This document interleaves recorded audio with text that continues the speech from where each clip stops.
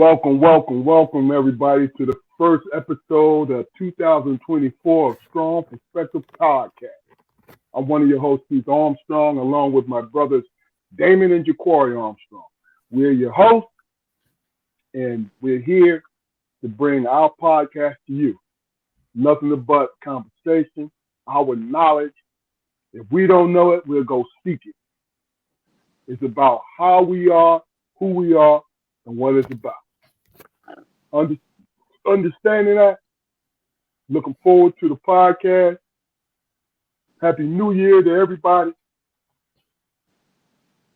What's going on, Jaquari? How you doing today, brother? I'm good, man. I'm good. Taking everything as slow as I possibly can receive it and process it and doing what I will with the information, brother. Okay. Damon, how about yourself, man? How you doing today? I'm doing good, man. I'm looking at and processing, where we at in our lives, man. We are where our dad and uncles were and grandfather and all that. I hope people respect us as much as we respected those, man. You know what I'm saying? And I think, man, we didn't disappoint. People need to pay attention, man, and get on this podcast and support. No doubt. I also had a good day. You know what I mean? I did the old man thing. Fell asleep in my big chair. So that 30 minutes felt like about a 10-hour sleep. That's when you know you're getting old. You know what I'm saying? Undisturbed. I woke up saying, Scooby-Dooby-Doo! Because I had one of them childhood Hanna-Barbera dreams. You feel what I'm saying? But let me do a little bit of housekeeping before we move on. This is Strong Perspective Podcast. We go live every Friday at 7:30 on Facebook and YouTube. Okay? I'm being selfish when I say that we have a great podcast because it's about we promote conversation, we promote nurturing, we promote seeking resolutions to how we feel and giving people, men and women, a platform and a safe space to speak on whatever they want to speak on. Right? Now, I'm not going to say this is a non-judgmental podcast. No, because it's not. Because let me tell you something. If you say some trash and garbage combined, we're going to not call you on it, but we're going to ask you to explain. See, that's the difference, right? Unless it's something personal, somebody on one of our episodes is saying something personal about us, I'll challenge you on it. My brothers Damon and Jaquari will challenge you on something personal. But if it's your view about life, we asking questions. We want you to actually explain to us why you feel what you feel. We invite men and women. Now understand, just a little side note, that we invite women on this podcast all the time. And we've had different women on different occasions because we're not just an all-male podcast. What we are is about our community, period. So go to our YouTube channel by the same name, Strong Perspective Podcast. Like, share, and subscribe. Share it up with other people. We're in the future, what we're going to do, we're going to start giving you, because this has been a 2-year adventure and process for us. We're going to start going back through the episodes and giving you some of the viral moments that we want people to see. So we'll cut it down for our what do you call it? Our folks who have that small attention span. We're going to cut it down so you can get that knowledge, because we have had some great breakthroughs as far as human beings is concerned. So with that being said, please go to our podcast, like, share, and subscribe. And we're looking forward to 2024 because we're about to blow this scene up. And what I mean by that is this. Pulling up. What I mean by I said blow this scene up is the right person is going to be touched by the right thing said by someone on this podcast. And they're going to share it. The right person is going to share it, and we're going to gain momentum, and we're going to explode. And then we're going to have a even longer line of folks who want to come on, because we have a line of people who want to come on. I said home, that's some Freudian thing. Who want to come home and speak their mind. With that being said, this is 2024, January 2024. Welcome to the Strong Perspective Experience. Because that's what this is. Okay, so what we wanted to do, because it's the top of the year, you know, I asked Jaquari and Damon to think of a couple things in 2023 that was of note. You know, we talked about so many things, right? I think it might have been a heavy order for us. So let's do it naturally. I'm going to do this. I'll start us off and talk a couple minutes about what I want to say, right? But afterwards, I'm going to do it after I'll allow Jaquari and Damon to come on and talk about this 2-year journey. We'll start with you, Damon. Oh, you remember this speak what I'm thinking? Because I got a lot of shit to say, man. You know, I don't want to offend any. Huh? No, talk about the journey. You're gonna get a chance in the podcast. Here is the journey, man. You know, when you are doing this type of venue, man, you exposing yourself, man, and you allowing people into your life, man. You know what I'm saying? You allowing them to see a side of you that they've never saw before. Some people appreciate that. Some people, man, use that opportunity, man, to have an opinion about you and shit. Now, how do I address both situations? I address it like this. The people that appreciate it, I love you, and I thank you, and I appreciate you. And damn, it feels good for somebody to want to know who you are. Those people who sit around on their ass and want to have judgment about you, you cowards. Bring your ass on here. If you got a question you want to ask, my brother said every time, every episode, hey man, what are you thinking and what are you feeling? We are open book. Come and ask us. Don't sit around on your ass talking shit in your circle, but you don't want to man up or woman up to come and ask us on this venue. And that's where I'm at with it. You got a choice. You got two choices. Engage or don't. If you choose not to engage, you know what I'm saying? I hear shit. You know what I'm saying? Because people that respect me bring shit to me. I'm going to check your ass and I'm going to call you out. Now, be brave and bring your asses on here and ask relevant questions. If you're going to stay on the sideline with your chest stuck out in the goddamn shadows, I'm calling your ass out to force you to come on here.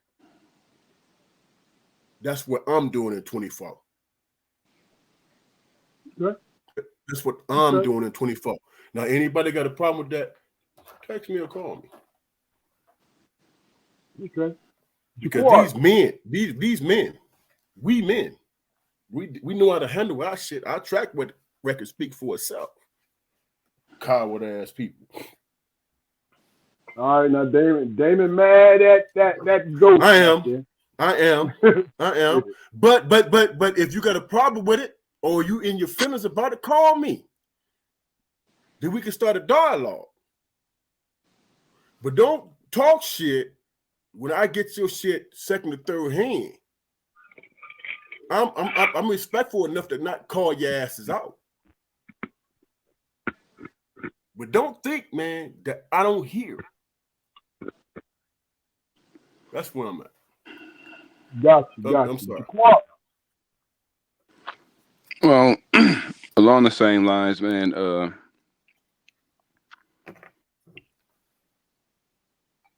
Personally, man, I choose not to waste a lot of my energy and time on what another person's opinion of me may be. Depending, and that's taking into consideration, relationships or whatever, because it doesn't matter.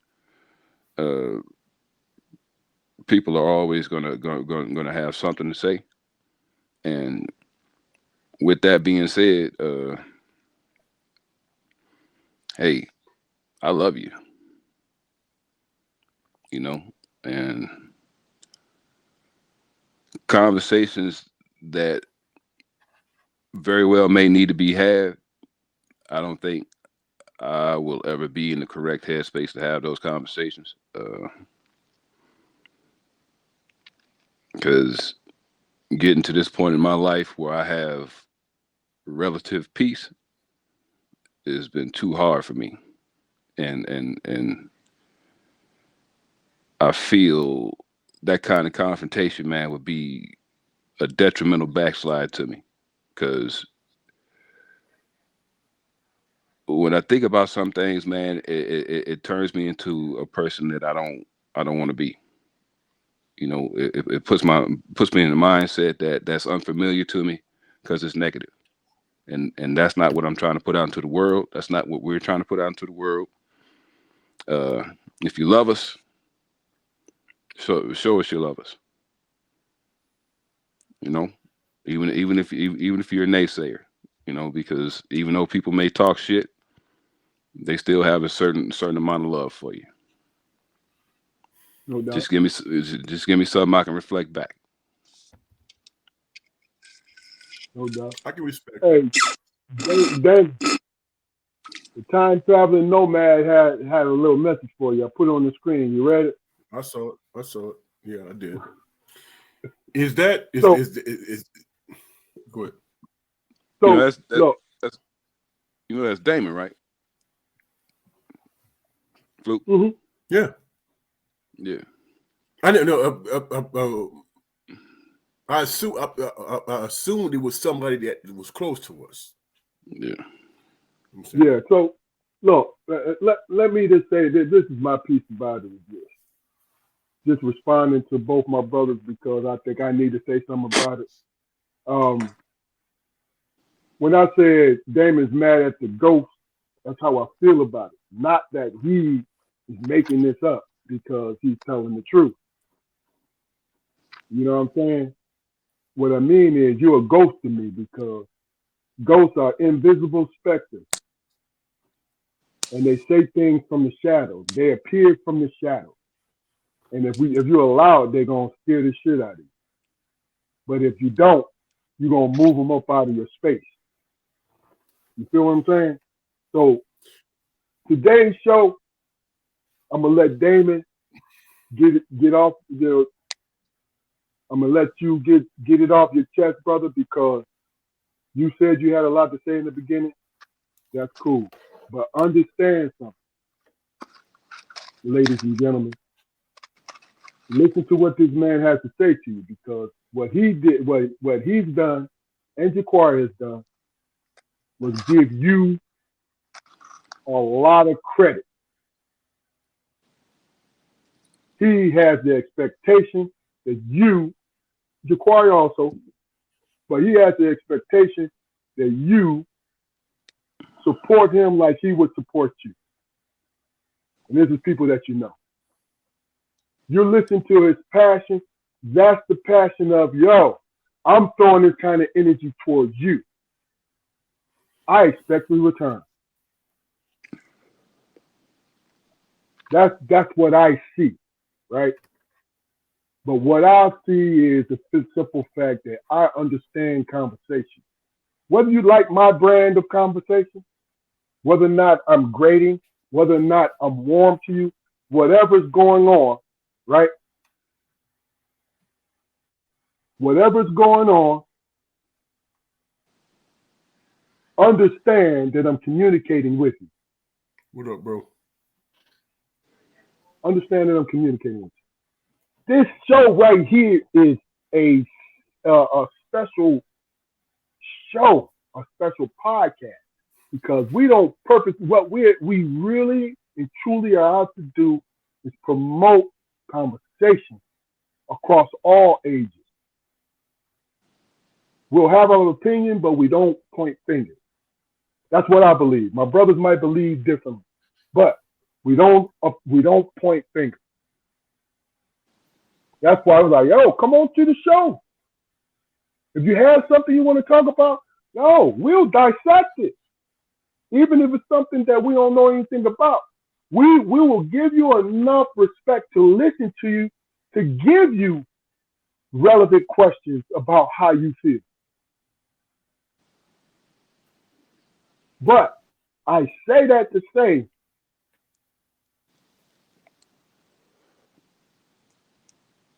well, fuck it. I'm not going to say anything. That's enough for me. That's enough for me. Because the people who know me and the people who don't, I can be blue. I can burn bridges, but I choose not to, because this platform here is a beautiful platform. I feel blessed to be on. So let me open up. Go ahead. Hey, Damon, you was about to say something? Go ahead. I think, man, that this platform, man, provides an opportunity, man, for a safe place for people to talk about their ideas and their hopes and dreams. When I say hopes and dreams, I'm speaking family-wise, man, where we can coincide with each other and build something and be a part of something that matters and that means something as it pertains to our the people that came before us. You know what I'm saying? They were focused and understood what family meant. They didn't sit on the sideline, man, making judgments about people. Well, you know what I'm saying? And if they did do that, they addressed it in form, in the arena, and they worked it out. They hashed out the problems. Nowadays, man, we got people who think a certain way because they don't know a person, and they don't know a person's passion and who they are and what they believe in. You know what I'm saying? It's real easy to sit on the side and say, man, this and that and that and this. And you ain't made that call. Man, I feel this way. It's what I'm feeling true. Either way, it's going to be worked out. Whether there's combative shit or agreement. There is dialogue and there's conversation. There's no dialogue, man, nowadays. It's just judgment. And that's a hard thing to fight against, man. When you trying to be genuine. It's a hard thing to discuss and fight against or whatever. You know? There was nowhere in the world, man, where it's an okay scenario, man, when you talking to somebody and they're talking about how y'all had a relationship 20 fucking years ago. And think that that's who you are. That's who you are. Hey, man, remember how we used to be. Dude, I ain't the same person. I done raised a whole family in that time, bro. I done had trials and tribulations. I done had health issues. I done had all these different things. Why do people have conversations behind other people's back when they don't even know or even try to make an effort to know that person? And you know it based on when they was goddamn teenagers and shit. And that's what I'm seeing. And that's the stance I'm taking in 24. That's what it is. If you have a problem with me, don't talk about me behind my back in terms of rumors. Call me yourself. And let's dialogue. If you are not man or woman enough to do that, do not tell me about family, because you're not. I mean, Because you're not. Even in that, man, you know, depending on the person, you know, there's ridiculous risk there, man. I mean, you know, because things could be said, stances can be taken, you know, that can't be reversed. You know what I mean? Depending on the people, I agree with that, but I also agree with Damon too. So Yeah, I totally agree with Damon. I totally agree with him. I'm gonna tell you the only reason why I'm taking the stance I take, because my brother told me the other day that he finna start our Zoom shit back up, man. You understand what I'm saying? That means something. That can catapult to a whole nother level. So that's where I'm defensive at right now. Because I'm not gonna have my brother, when I get on a Zoom late, when I'm on some bullshit, I get on Zoom late, and he there by himself. Nah, man, I can't see that no more, man. I'm not finna deal with that. No. All right. Jaquari, finish your thought, and then we're gonna go into the. You understand the point I'm making, right? Oh no, man, clearly. Absolutely. That's all I'm saying. Absolutely. Yes, then we'll go into the subject, but go ahead, finish your thought, Jaquari, then we'll go into our first subject tonight. Yeah, just to finish the thought, I mean, there's so many emotions, man, so many missed opportunities, man, you know, that occurred throughout the duration of our lives. And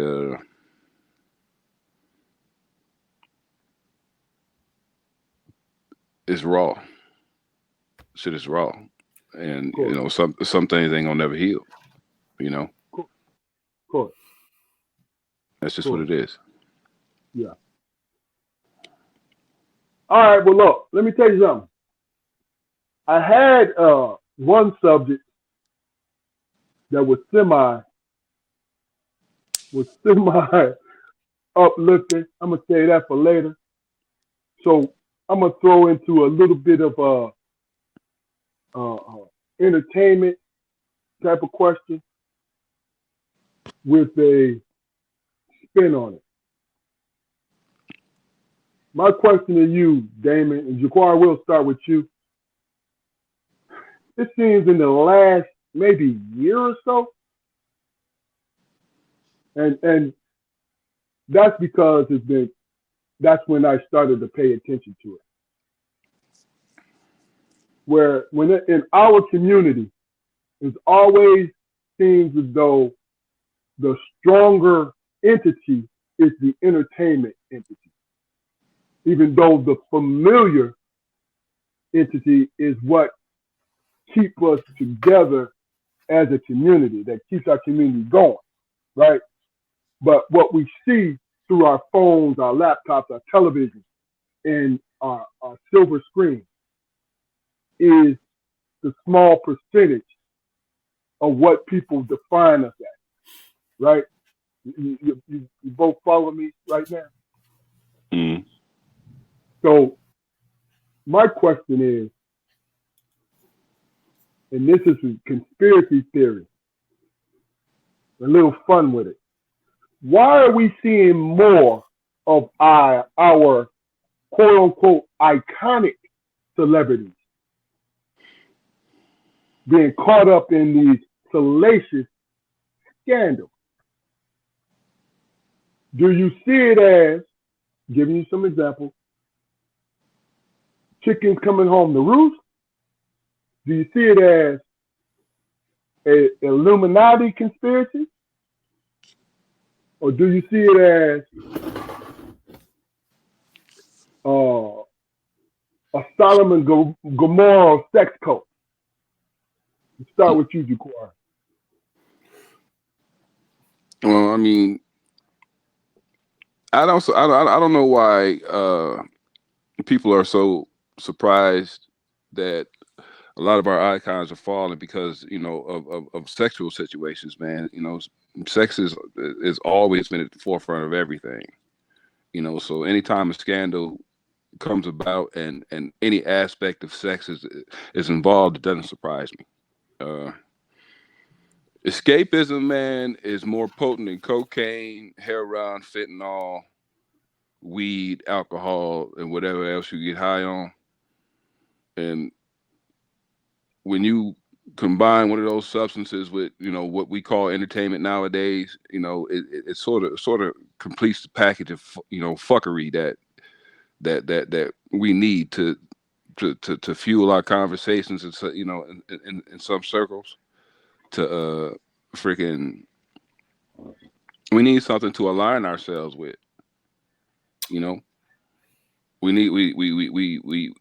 need our heroes to have dirt on their faces. I mean, if these people who are being brought down now are doing are committing these atrocities, then so be it, man. Let them be punished as God sees fit. But if their downfalls represent some kind of changing of the guards, then we as consumers need to open our eyes to that, I think. Okay. So I'm trying to understand what you're saying, bro, because I know who you are and how you think, man. You know what I'm saying? When it comes to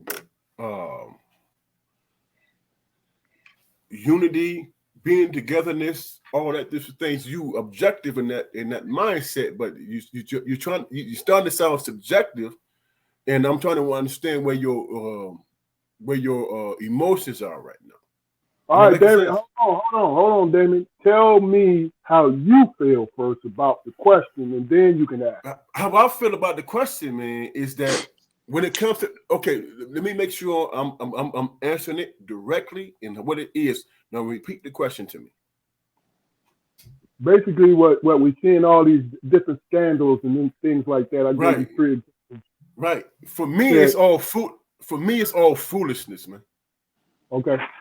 It's all foolishness because I'm old enough. I'm almost 60 years old, bro. I can look at this situation and say that's some bullshit, man. And why am I paying attention to it? Because it doesn't apply to me or affect my life. It just doesn't.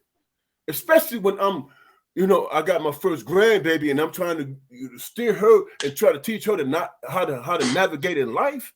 I can't give a shit about Puffy because this motherfucker got gay proclivities and shit. You know what I'm saying? If that's true, allegedly. You know what I'm saying? I listened to Cat Williams, all this different stuff. Allegedly, if that's true, how does that affect my life, man? I can have an opinion about it, but that's an escape, bro. It doesn't make my shit better the next day. What makes my shit better the next day, man, is that my son has secured a job, man, that's going to be beneficial for him. My daughter has, has a self-awareness to keep herself mentally healthy. You understand what I'm saying? That's everyday life. So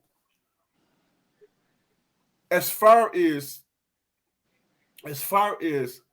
what I see from afar, you know what I'm saying? I know oil snake salesman. I recognize it from the jump. I just have to choose whether or not I'm engaged in the bullshit, man. You know what I'm saying? Now, do I do that shit because I'm escaping my own personal life? You know what I'm saying? But if I choose to engage it, I'm gonna point out the bullshit and say, why y'all listen to these clown ass dudes, man? Why are you paying attention to that? Because how does that affect your life, your everyday shit? And that's where I'm at it. So I'm on automatic pilot shit, man. I know what to pay attention to and not to pay attention to. Okay, now that I have you here, my question, and you answer this, Damon, then we'll come back to you, Jaquar. The men and women of our age, right? Do you think that what we see as entertainment has replaced reality of the younger generation? What we're just speaking on. When That's a great question. You mentioned Cat Williams, right? I saw that was probably one of the best. That interview was one of the best stand-up specials I've seen in a very long time. I'm going to repeat that. I'm going to repeat it back to you. I saw it as one of the best stand-up specials I've seen in a long time, because that's how he treated it as a stand-up special. It was about people he knew and about people we knew, right? So going back to the question, Damon, is on you. Do you think, and this is not everyone in the younger generation, but do you think that entertainment has replaced the actual news of the day? Of course I believe that. Explain why. Because it's all about sensationalism, man. It's not about factual shit. It's not about what matters, man. You know what I'm saying? For God's sakes, we got a guy who's running for president, man, who's been indicted over God knows how many times, man. Who's been impeached God knows how many times, man. And he's relevant. People are paying attention to this guy. You know what I'm saying? If you go back 25 years ago, he would have been like that. He'd have been killed off. Not relevant. But here we are. We're talking about what's my man name? Not Weinstein, but the other dude who had the island. They released his papers and shit. Epstein. They released his papers. People are they are clamoring for that shit. They're clamoring for that shit. And it's like, really? Dude was a pedophile. He was all these different things. Why could it just be that? Why? We got to, okay, Bill Clinton dealt with him. Okay. The people that get a pass, man, when it comes to controversy and all that garbage, man, is who you know what is. If that was Obama, man, we would even be having it. The Clinton and crazy dude. That's the only reason why they're talking about Epstein. If that was Obama, come on, man. Be some different shit. He'd be facing prison time. You know what I'm saying? No doubt. We look for this subjective, emotional thing, man, that's going to stir certain things that keep people distracted from what's really happening. Mm-hmm. But me, you, and our brother Troy, we are old enough to say, man, we got to pay attention to what's happening, because we got grandbabies and we got kids that has to move in this world. So we have to stay focused on what's really happening. Yeah. But man, Cat went on there and he had an agenda, man. We knew that. He didn't even allow Shannon to talk, man. Because what did he do? Somebody steer him to say, hey, man, you need to be paying attention to Shay Jordan, man, because Cass is saying stuff about you. So what did he do? He went on there and he had his agenda, and that's why that shit is resonating now. Whatever he said is true or not, he got people's attention. It's trending. Yeah. And that's what it is. But me, you, and our baby brother is dealing with reality and truth. Okay. Jaquar. Yeah, I find the older that I get, man, the less I'm entertained by, what the rest of the world is, and that's a good thing. There's been no, and there is no growth when it comes to off. I'll say off duty activity. People go to work, and for the most part, they're focused on their jobs, and they spend that 8 to 12 hours, with the man's foot on their neck, dealing with what they're dealing with there, and they get home, and by all by all rights, when they first get into it, when they first get to the edge of the rabbit hole, they don't intend to dive all the way in.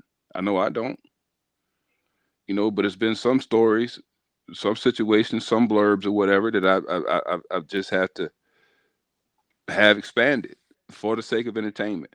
We chase lives, man, and live our lives vicariously through other people, and align ourselves with people who have very good ideas or could have very good ideas. And when those people drop the ball, you know, we're let down, we're devastated, in some cases. How could this person who I praised in conversations, who I found a common ground with, even though I've never been in the same room with this person. How could this person let me down personally in such an astronomical way? That's why people want to know who was on the flight list. You know, how many people who went out in the snow and the rain and campaigned for Bill Clinton?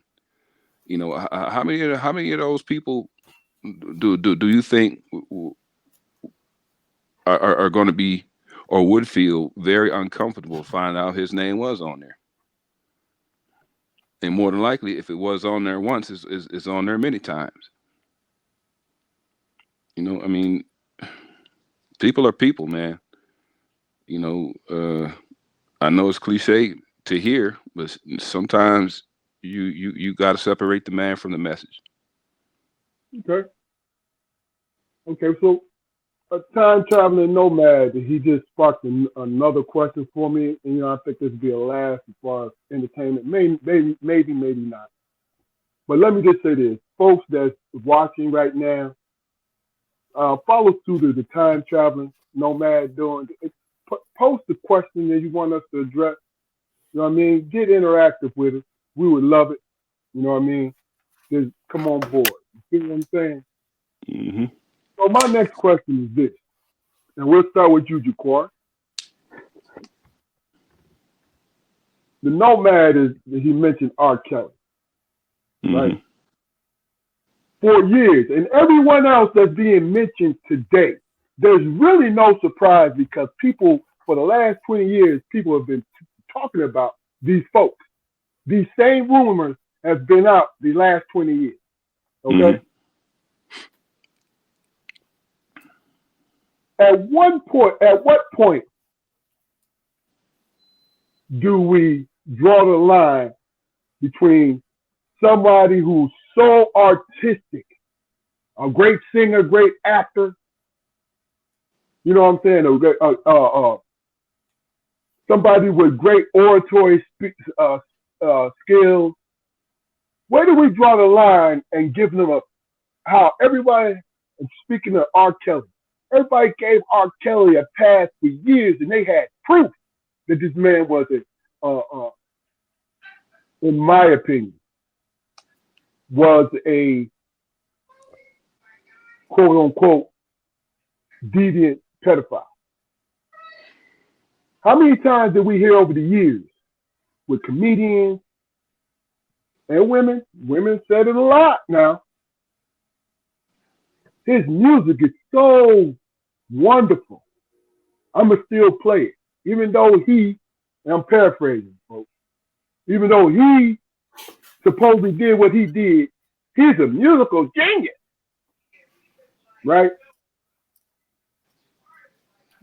Is it an excuse, Jaquar, to have a blind eye to somebody's unsavory behavior, rumored or not, because of their actual skill level, artistically? No, it's never. I'm talking about throughout the years. Now, I'm not talking about just recently. And touche, Nomad. Not just black folks, white folks too. Because he mentioned Elvis, who's on the screen. Elvis, his first wife, he dated her when she was 14 years old. You feel what I'm saying? Mm-hmm. So, getting back to the question, Corey, what is do you personally give somebody a pass because of their entertainment genius?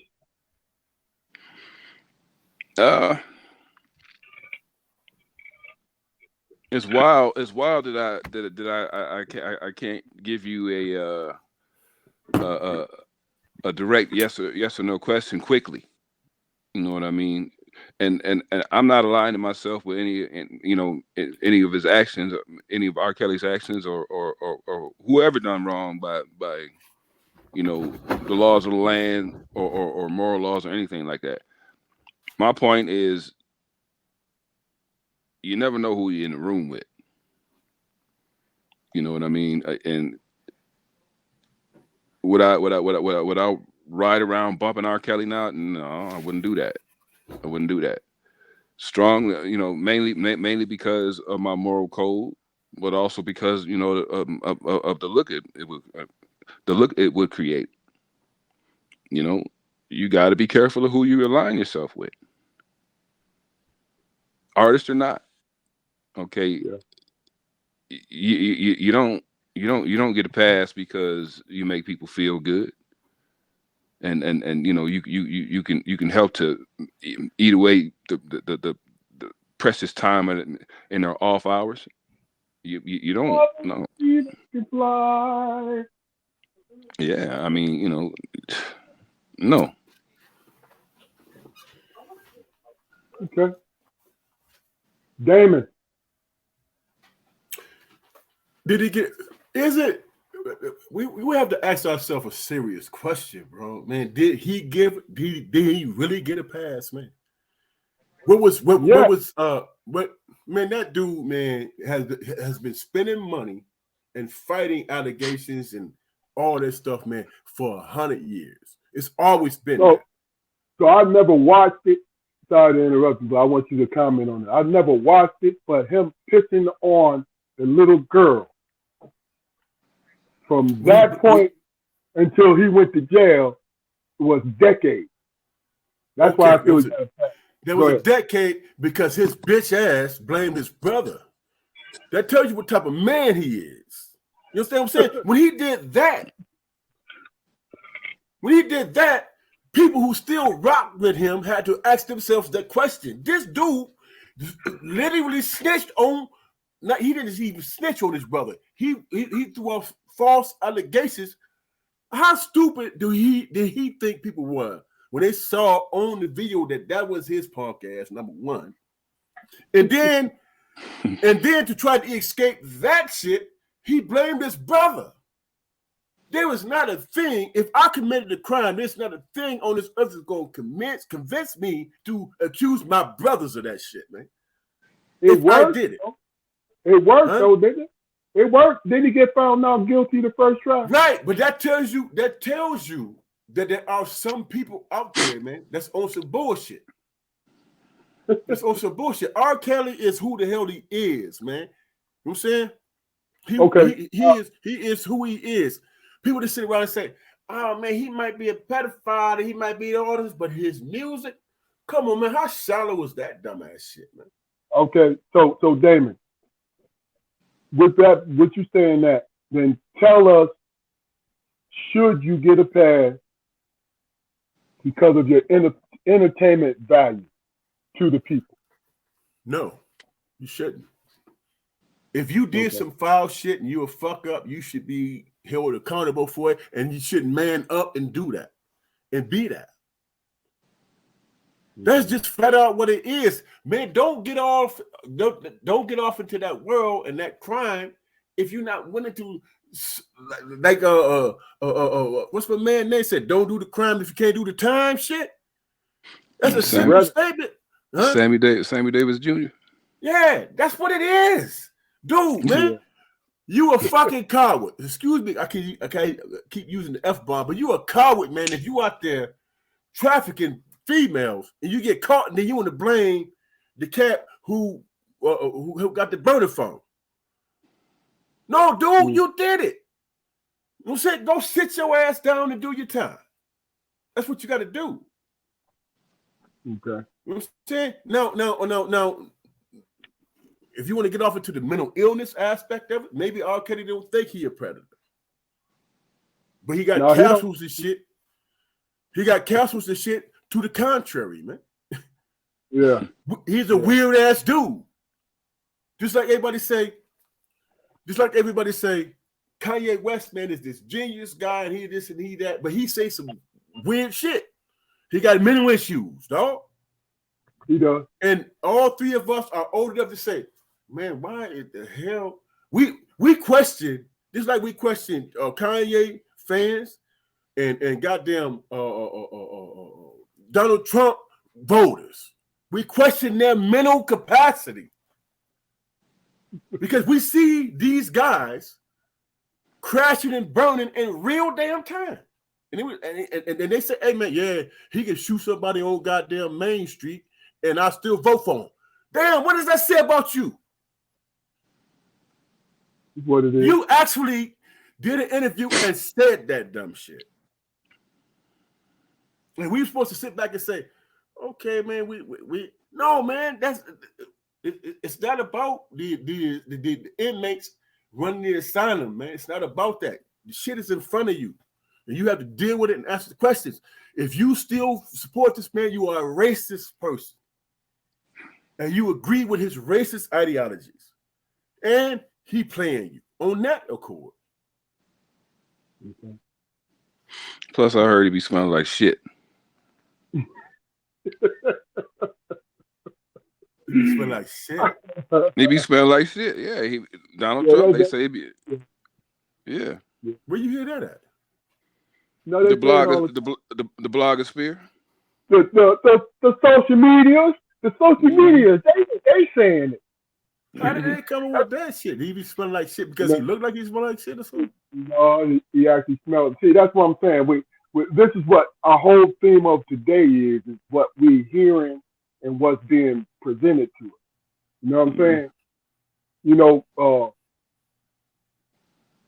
they say some shit like, yeah, Donald Trump got a receding hairline because in this family, it's a tradition in this family is, you know, the first drop of poop that come out the behind, they rub it in the scalp. That's gonna keep their beautiful mane going. You know what I'm saying? So people hop on to say dumb shit like that. You know what I mean? That shit is crazy. But man. let's do this. Because of the kind of show. What's going on, Eric? You said you heard the same thing. He heard it too. He smelled like shit. I mean, could be anybody could elaborate that shit. All right, look, I don't really give a damn. Hey, he smelled like shit. I'm going to give you, we'll start with you, Fluke, and Jaquari. I'm going to give y'all two names. Right? Maybe a couple more. I'm going to give you a group of names, and I want you guys to give me, pick one or two of these guys and speak on it. First one is Charleston White. The second is Dr. Umar Johnson. The third is, Dan Latham. The fourth is Candace Owens. Now, understand what I need from you guys is not your disdain from them, but what you think about it. You understand what I'm saying to you? I do. Okay, so Damon, we'll start with you first.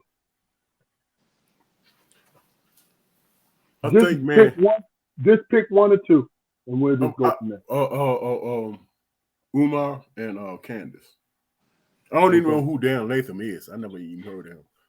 Who is he? Well, Who is he? He's on the same kind of platform, but see, I don't know enough about him, but I remember watching it somewhere. You know what I'm saying? Don't even worry about it. Just go ahead, because y'all a little more learned than me. I thought y'all might know. I wanted to start. You couldn't give us a heads up, man. I know. Oh, how long did we talk before the show? But hold on. What did I say? You try to trip us up, bro. No, I didn't. Hell, you gonna trip yourself up if you pick a motherfucker you didn't know. I picked who I do know or something. Yeah, that's what I'm saying. That's why I said pick the people you want to pick. That's all. But it's on you, Fluke. As far as Candace is concerned, man, I wish that sister, man, was about her people, man, because she's dynamic and she has an awareness and she is brilliant, man. You know what I'm saying? And she's dedicated to her cause. You know, and I think, man, that if she was on the right side of things, as far as my own personal opinions are concerned, man, she would be a very dynamic woman, man. The stuff that she's on, man. I mean, when she's talking about Floyd, man, why we follow Floyd? That man got lynched and died on in front of everybody, the world. People in Palestine was marching for that man, and she bringing up his. I don't understand what her motivation is. Is it money? You know what I'm saying? Then we have to address it for what it is, man. Is she a hoe? Is she willing to do anything for money? I think that might be the case. Umar, I think ego comes into play with that. You know what I'm saying? He moved on from a situation that he should have addressed, man, if he was trying to be that role that he was trying to play. You know what did he move on? He should have opened up a damn school, bro. He did. Done that. He opened up a school. He opened up a school. It's open. Did he? It's open. Then I stand corrected. He just lost the school that he was trying to buy in Virginia, but he opened up a school, I believe. I think I heard him say it. Correct me if I'm wrong. Apologies to Umar. I thought, you know, I didn't think he did. So my apologies to him. You know what I'm saying? The progress. The last time he talked about it, it was either they got the building and they were putting it together. You see what I'm saying? But it might be completed by now. But go ahead. But the last thing I would say about both of those people are brilliant people, man. They are. I don't understand. You know what I'm saying? I understand how ego factors into how they move or whatever. Ego factors in. But if you listen to them, they make sense, man. They're not Charleston White, bro. You know what I'm saying? They're about that shit and they consistent with it. You know what I'm saying? And that's not a burn on Charleston White. He has his venue, you know what I'm saying? He's a brilliant guy, man, and he understands how they get his bread. You know what I'm saying? But these people that I said previously are different, man. Because I believe they believe what they're saying. Yeah. And that's my take on it. Okay. Jaquar. Well, Charleston White, man. I tend to flip-flop on Charleston White. And that's solely on me. You know, because I do align with a lot of the things that he says. A bunch of the things that he says. You know, and I find difficulty in accepting his delivery. And that's the worst box you could put a person in. It really is. I mean, I've been told that Booker T. Washington wasn't the most eloquent speaker, but his points, his goal, that's what was important. You know, I mean, being as provocative as he is, you know, his ego if it weren't there, he wouldn't be in the same position. I don't think. I mean, you know, all the toes he steps on, you know, all the controversies he's involved in, you know, that it only adds fuel to his fire, you know. So I appreciate him in that aspect. Umar Johnson, man, Umar Johnson, uh, I believe started out good intentioned, and he may very well still be good intentioned, but in many regards, he's just as guilty as Charleston White at listening to his own praise. You know, ego is such a big part of their rise and their fall, man. I mean, you know, if there was a fall, I mean, because they've both been in the media. I mean, Charleston White, he's been in the media since day one. Umar Johnson, you know, he's been back and forth as far as I could tell. You know, they both had a large impact on you know, current black society. Both have a lot of useful things to say. But you know, as I said before, man, you know, it's separating the man from the message. You know, I think that's where everybody's, you know, vision gets clouded up and shit, you know. Yeah, that's difficult for both of them guys. Yeah. Right. Would you agree, Spoke? Absolutely. Well, I'll answer this particular question, because I kind of popped in my head more than anything. I'll speak on all four of them. But Mr. Latham, I'm sorry, I apologize. For some reason, it popped in my head. I really don't know you. But let me comment on this. All three, even though one of my brothers said they seemingly have different deliveries, but they really don't. It's all shot delivery. Right? Charleston White always clears the room. Like, he'll go into a room and clear a fart, right? And then clear the room with a fart, and then break out the newfangled air freshener and make the room disappear, make the odor disappear. That's Charleston White. Because he says that he got all these different awards and doing all these different things, right, prior to this, but nobody was listening. So what he did was, I'm going to come out here and have this delivery so I can get your ear. Black folks, in my opinion, and this applies to all three of these folks, because me personally, now let me address this. Candace Owens, I agree, she's very intelligent, Danny. She really is. But it's obvious she's getting paid to be a certain way. That's money. When you hear her speak, that's money. That's her actual job. Dr. Umar, very intelligent also, and all three of these folks have the energy to draw people in to them, whether they hate them or not. They draw people into them, right? Dr. Umar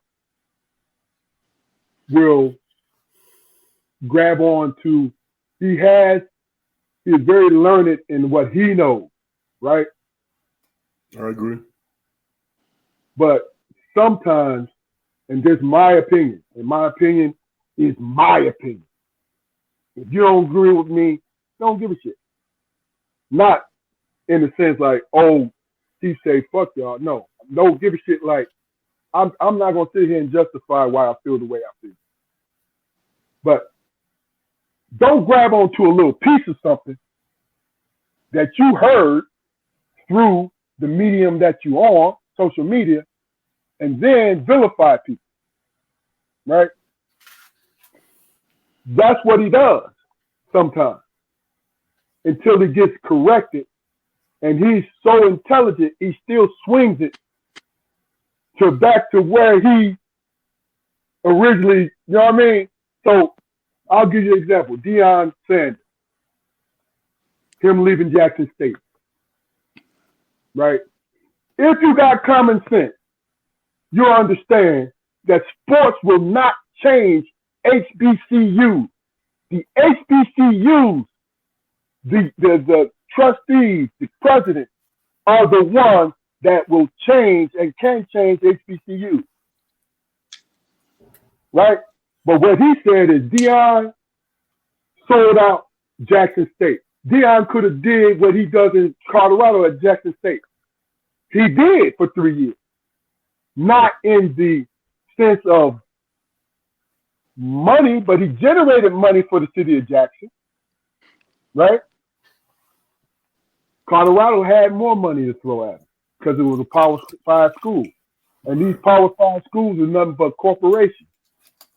Right?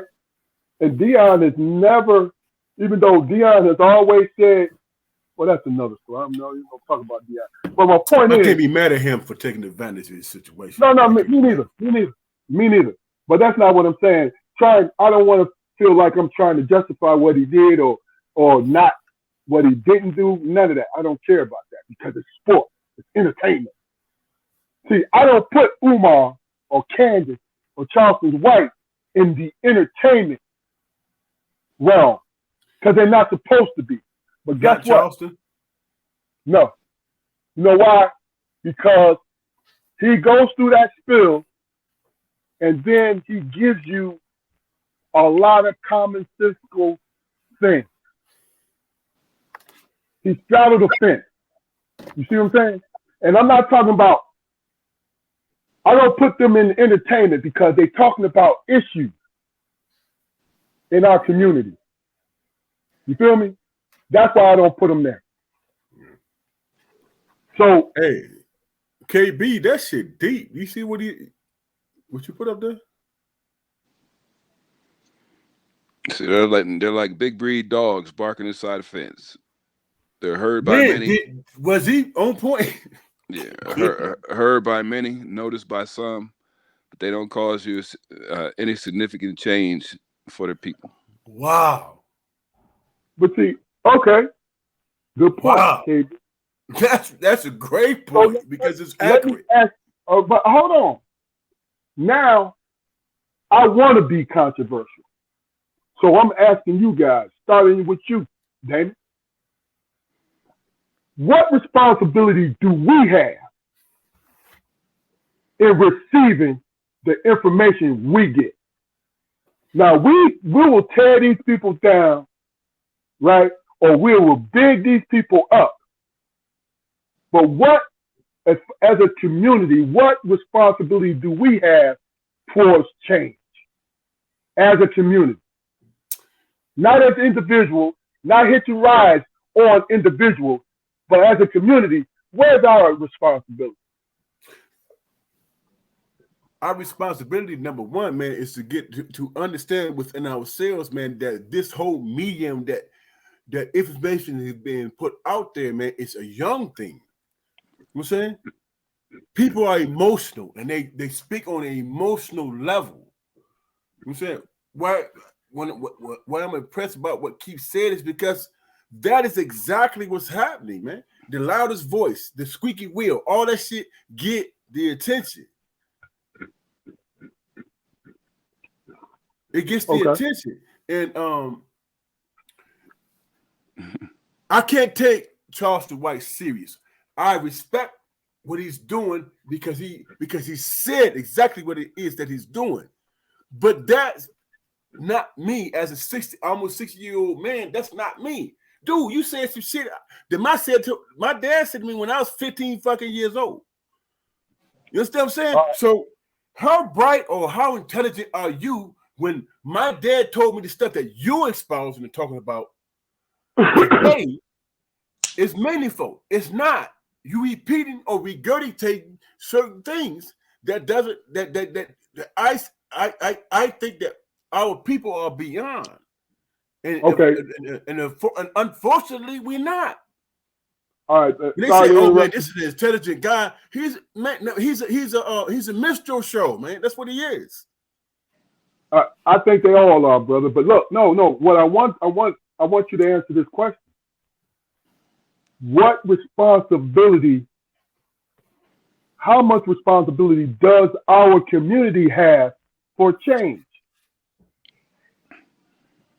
I think I just said, man, that our community, man, is in terms of in response to this venue, this thing that goes out around the world. Young people control that shit, and those people who has control and spreading the message don't have an understanding or understand responsibility of their people. They just don't. You know, for God's sakes, man, they see Martin Luther King as a disappointment, and the reason why they feel that he's a disappointment because of that machine or that propaganda machine behind it is saying that he was an adulterer and all that stuff. You know what I'm saying? They don't know where to plant their flag at, man, at all. So that's why Charleston White could come into the fold and say, "I'm an intelligent brother," and you a con man, and you speaking street shit, and you trying to figure out where your next pay at. That's who he is. Me and you and Jaquay grew up recognizing that's who we see him a mile away. You feel what I'm saying? We see him a mile away. What we struggle with is that we can't get people, especially our family members, extended to pay attention to how we raise our family to be successful. They can't see us without saying, "Yeah, but I remember when." They don't see the sacrifice that's lifelong. That's what it is. We are that. And then we sit up here and we try to we got our own venue, we try to spread who we are, and we tread lightly, man, because we don't want to be canceled. We don't want to be canceled, but at the end of the day, man, if you think about the men in your life, the men in your life is real motherfuckers. And who is paying attention to that? First of all, they have to pay attention to your life, your sacrifice, what you've done, which is documented, in place, and successful. First of all, young people have to respect that. Then they look at your offspring and say, "Hey, you know what? That's a proven commodity." They don't have that mindset to recognize that, bro. They had the mindset to recognize Charleston White, who on some bullshit. "Man, you know, I did this, man, and I got over, man. Look how clever I am." But he's a fucking felon. When it comes to Charleston White, we are sitting around talking about how intelligent and smart a felon is, bro. And what is the most difficult thing for a black man to do? Not be a goddamn felon. Am I right or wrong? But here we got to do. Good point. Good point. Here we got to do is navigate from how to keep our baby's attention while this clown acting like a goddamn clown. Look at my house. Look at your house. Motherfucking houses come and go. Look, I think I'm just saying. I get it. And in 24, I'm gonna speak my mind, bro, because I see dumb shit happening, and I'm not gonna let that shit slide. You know what I'm saying? Candace, hey, you are very intelligent. You got your money. How much motherfucking blood money do you need to get, man, before you start talking about the right shit? Okay. Umar, dude, You want everybody to understand and know that you got all these degrees and shit. Dude, you got them degrees back in when? In the 90s? We know you got them. You are addressing them. I don't need to know that you are this. I just need to know that you don't have to argue with a brother on this level. Do you see Kanye West argue with the motherfucker, talking about beating the motherfucker ass? No, he just simply said, man, get out the crack pipe. All right, Damon. What you are is who you are, man, and what you established and what you did is what you did. And that's what people can't deny. They could try to defame your shit. I got you. They could try to defame it, but man, can they really? That's all I'm saying. Jaquari, what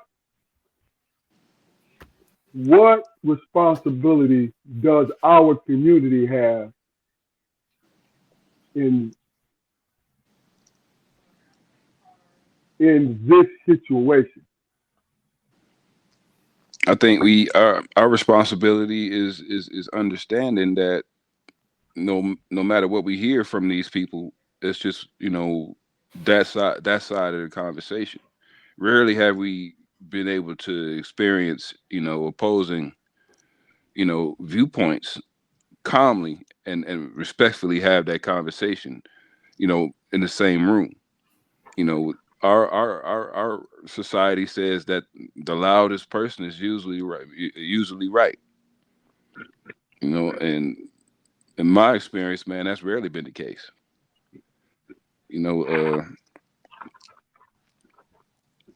there's a lot of things, man, that if we were like to have a time of honesty, man, you know, in regards, you know, to our entertainment, our entertainers, our athletes, our public figures or whatever, if they have gotten out of hand, it's entirely our fault. It's not their fault that you know the world is entertained by fuckery. That's not their fault. It's our fault. The onus falls entirely on us.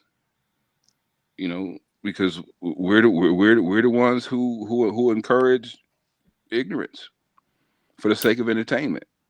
You know, and unfortunately, there's a fine line between ignorance and you know, and entertainment. A very fine line. You know, the first time a motherfucker laughed at somebody getting pied in the face, that was the end. You know, if I can make you look bad, no matter what my platform, no matter what my stance, no matter what my opinions, no matter how offensive I may seem to be, if I can make you look bad, then I won the game. Yeah. That's a hell of an analogy, bro. It's the truth. You know, my opinion about it is, and this is what I've always, when things have not gone my way, because I've been blessed. So the things that got going my way, I put the onus on myself of why. Even if it's somebody or something that was the cause of it. I learned from it. I learned from it, so I won't have to go through it again. And I do what I'm supposed to do. I understand who the fuck is an entertainer and why he's trying to entertain, and someone who's trying to affect change.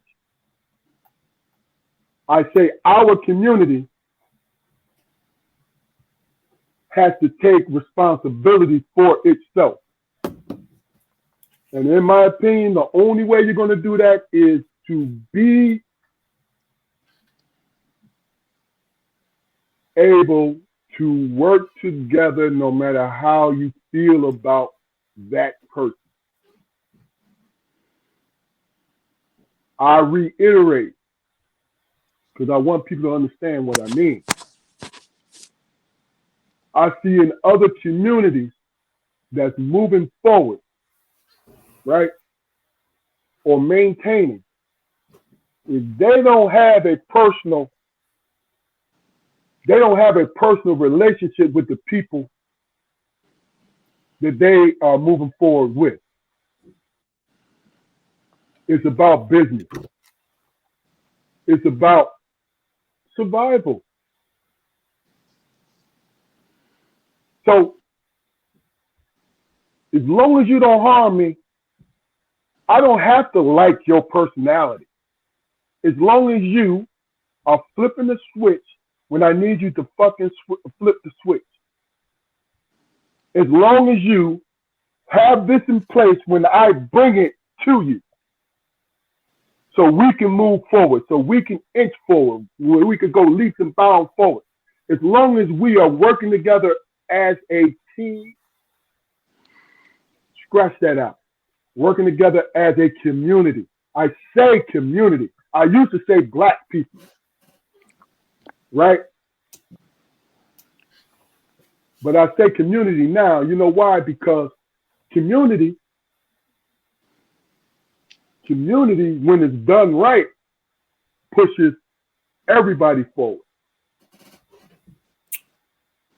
I don't care if you want to come in and tweak it.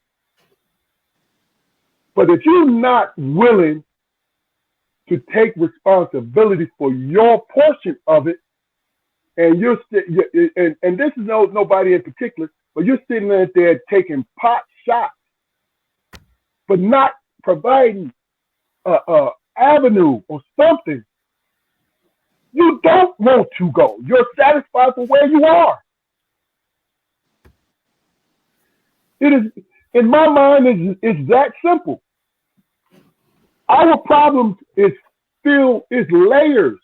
We have layers of problems in which we got to peel back one at a time. Okay, let me ask you a question, man. I didn't mean to cut you off, bro. Let me ask you a question, man. I just need to have an answer to this question, man. What Jaquari just said, man, that's straight to the problem. What did he just say? When he was talking about, man, people fucked up, man. And they try to make other people look bad for what was the point you was making, bro? Just for the sake of winning the argument. I mean, right.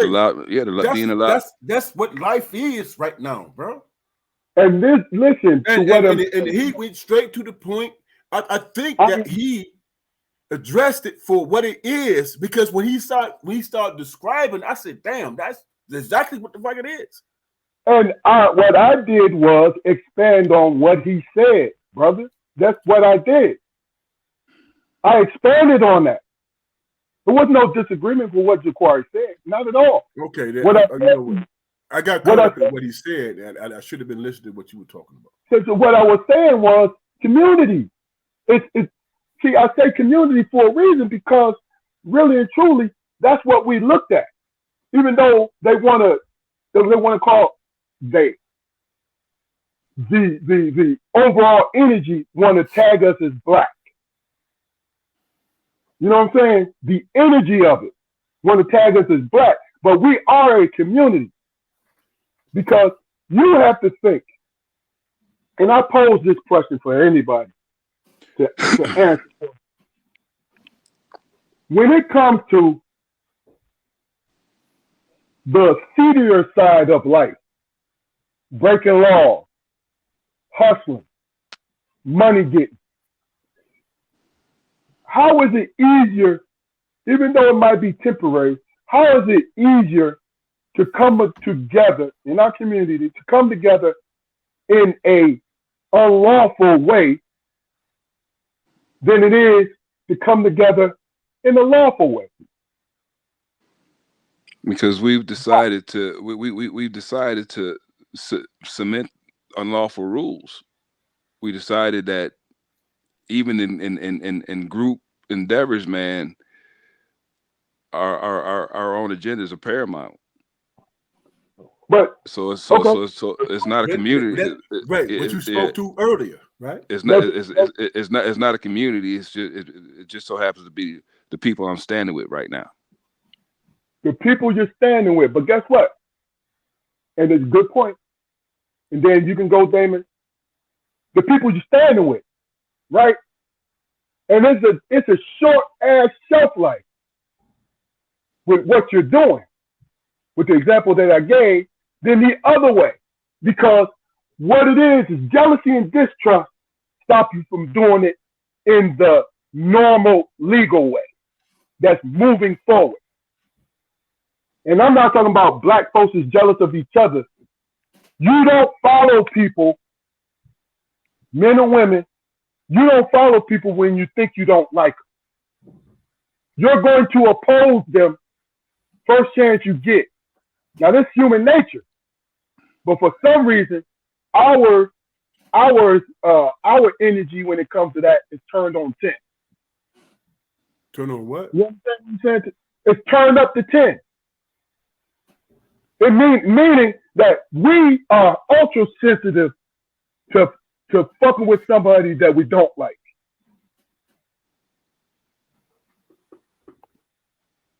You understand what I'm saying to you?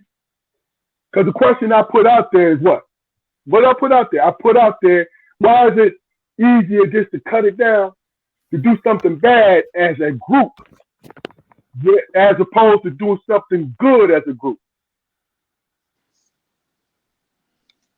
Why does the shelf life in the good part last just as long as the shelf part in the bad? The shelf life have of you the ever bad. had a short shelf? Have you, Keith, personally ever had a short shelf life when it comes to righteousness in our community? Have you ever had a short shelf life? No. You know why? Because I live my life in that. This is what I want to see. All right. This is what I have the patience for. You understand what I'm saying to you? I have the patience. I understand everything you're saying. Because no, the point is, I'm not going against what you're saying because I agree. What I'm doing is stimulating it and expanding on the question a little more, because in my mind, the root of our emotion is emotion. So you think that stopping our emotion is being emotional? You think Decoy is being emotional because you challenged what he was saying? It has nothing. I just told you that I agree with both of what y'all said. I'm not opposing anyone. I expanded on the question. You understand what I'm saying to you now? I didn't oppose you guys. All I was saying was, okay, you guys hammered home and made it clear of what, when you answer the question, what everyone is thinking. Then I expanded the more. Like, why do we think that? You get what I'm saying now? I see what you're saying. That's all. Because see, go ahead. I'm just saying, Decoy, man, I'm interested to understand where he was coming from when he made the statement. You know what I'm saying? Because I think that when it comes to fairness and both sides or whatever, I think he got to the root of what the problem is. You understand what I'm saying? That's what I interpreted from what he said. Tell me what you think the root was that he got to. Because I thought he said the same thing. Well, go ahead. Because he said it's not about righteousness and none of that shit. Now I'm paraphrasing, but he said it's not about righteousness. What it is, it's about making other people look bad or make them look stupid or make them look wrong. Am I wrong in my assessment, bro? No, you're right. I mean, okay, so it's. I mean, the prime example is I don't want to beat a dead horse, but the prime example is Donald Trump. I mean, how many people in that movement truly believe that shit is grassroots American? How many? I mean, and where does that notion come from? It's kind of a loaded question, bro. So I'm not going against you because I'm agreeing with you, but it's a lot of it is grassroots because there's a lot of racist, prejudiced people, man. Yeah, that doesn't lessen from the grassroots aspect. Well, I ain't mean to cut you off, man. Go ahead and finish your point, man. Because I want to have a. That was pretty much the end. I mean,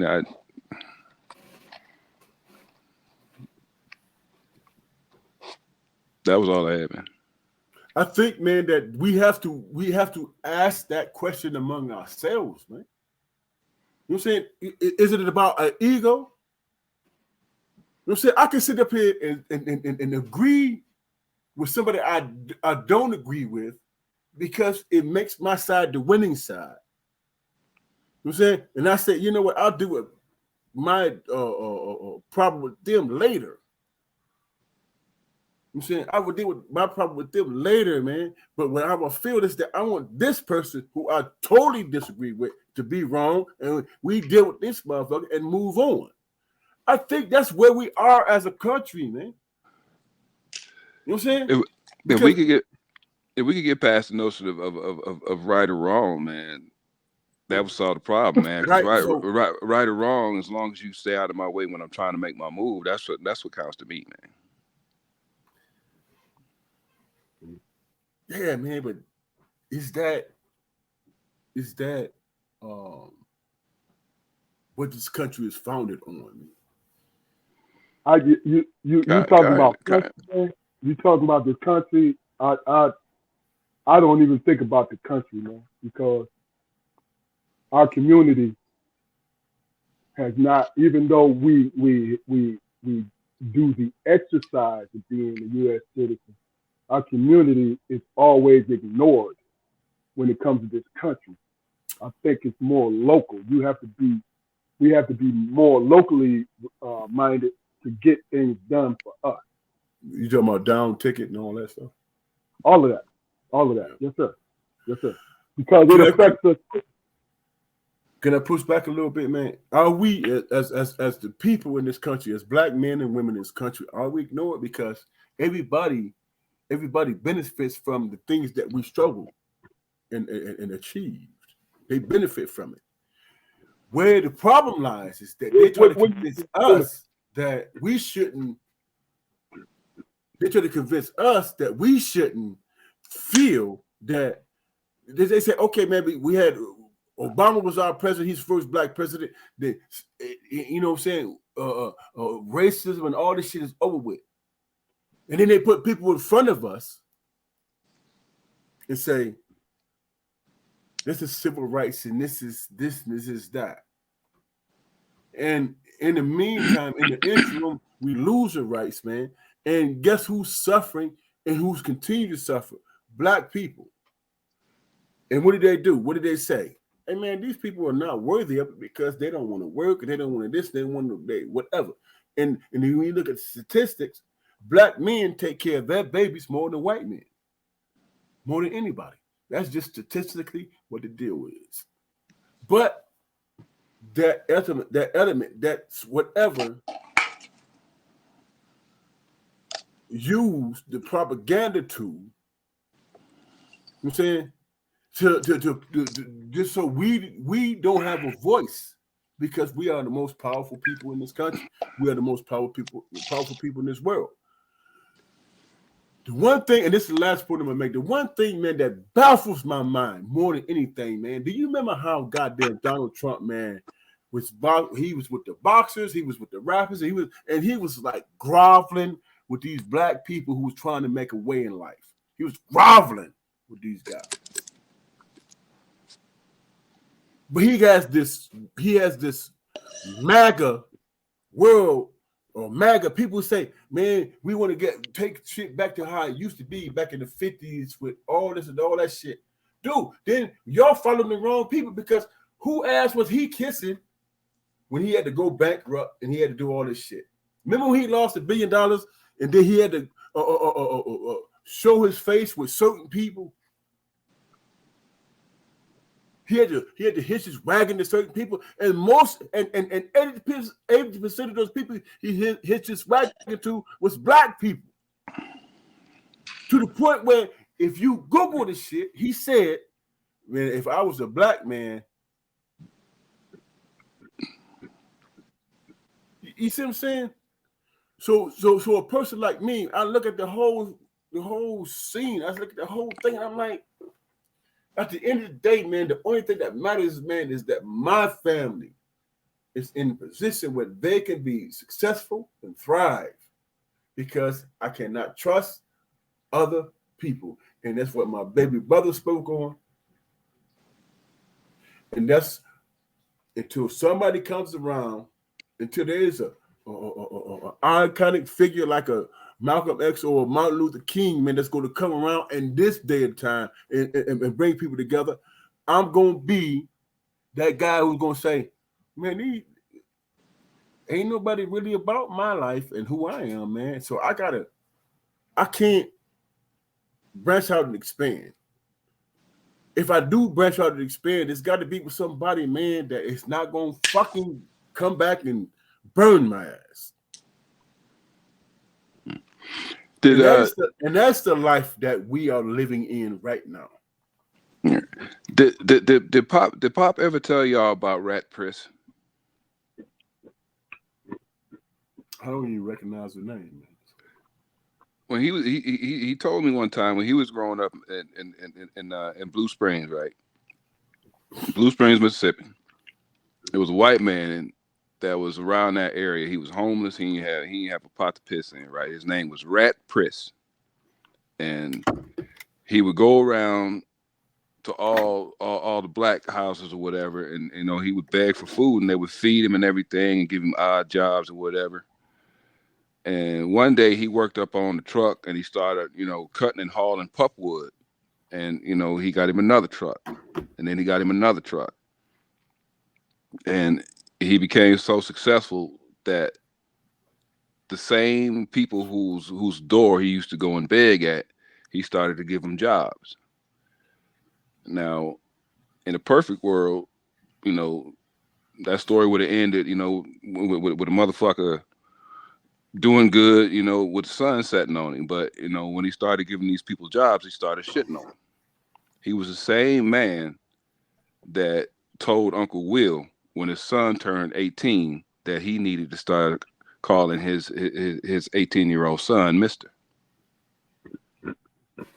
You can't trust nobody, man. No matter how good you are, no matter how much you open your heart. And for the life of me, man, I can't get past the notion of thinking that it would have been the same if Rat Priss was black. People are going to shit on you, man. People are always going to shit on you. Well, your resources are the most important thing to your forward motion. okay, let me just say this. I don't disagree with that. But understand two things. I want to make a point. If you take that stand, and I really mean this wholeheartedly, and I do, you have no reason to complain about anything else outside of your house. At all. Right? Which stance you're talking about? If you take a stance of if you take the stance that you can't trust me, but y'all both just spent 10 minutes talking about it. Right. Okay? Now, that'll be understandable because most of the people in our community is doing that. There's others out here getting galvanized and trying to create movement, right? Right. So it's a healthy balance, right? Right. In my opinion, I should not have to sit there and listen to you tell me how fucked up the outside world is, as long as your stuff is good. You understand what I'm saying to you? Yeah, I do. That is your right. I'm stressing this to you. That's your right to feel that way. But self-preservation, right? Yeah. Self-preservation. Yeah. That's what that is, man. Exactly. And I get that. But understand, there's room for all of it. There's room for all of it, because if you stay in one lane, that lane is going to end. If it's not with you, with your children. You have to create multiple. Now, I'm not saying be foolish with your money or your time. Don't waste any of that shit. Don't do that. But my point is, and you both know who I am, I will help you until you give me a reason not to. I will take that chance because I have seen, just like you both and everybody else who's listening to this, I have seen terrible things happen to people when they didn't have to. I'm not talking about being a sucker. If you want to, traveling nomad said, circle up, keep your circle tight. I agree. Always keep your circle tight. But understand that the tighter your circle is, the less flexibility to expand. I want my sons, I'm planting the seeds in my sons to do a couple things. Be the very best men they can be. Children of God, along with that. Being the best father by showing my example, the best father that they can be to their children, my grandchildren. And then start over and put it within their children. But how do they extend their line when they put themselves on the same level as other men? I don't understand. The law of human nature, it says that our responsibility as men is to procreate, right? With your wife, I mean, it's a something that's going to be your wife that you procreate with, right? Yeah, I mean, but yeah, if where are you saying? I mean, because I'm trying to figure out. So I'm sorry, the chain of thoughts left my head, man. I'm sorry, I just started drinking. I'm sorry. Okay. No, man. You have you have a question, Damien, or was you working on your course? I'm not working on him, man, but he was you working on what was relevant, huh? So what would you think he was asking? Because I don't know, but if he asks a question, it's relevant, man.